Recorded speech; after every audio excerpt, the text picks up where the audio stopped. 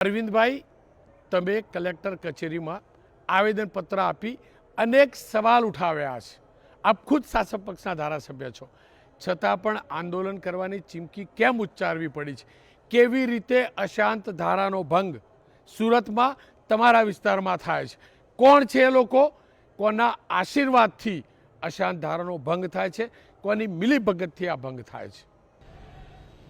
રોનકભાઈ, આજે કલેક્ટરશ્રી અને સુરતના પોલીસ કમિશનરશ્રીને અમારા સુરત રાણા સમાજના પ્રમુખ અને સાથે આ વિસ્તારના જે અસરગ્રસ્ત લોકો છે, નવાપરા સંઘર્ષ સમિતિ, એના હોદ્દેદારો સાથે મળીને અમે આવેદનપત્ર આપવા ગયા હતા.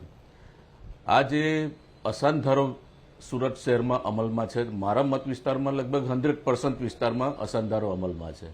આ જે વાત ચાલે છે નવાપરા રાણા વોર્ડ વિસ્તારમાં એક મિલકત કે જે મિલકતને હિન્દુ વ્યક્તિએ વિધર્મીને વેચી હતી,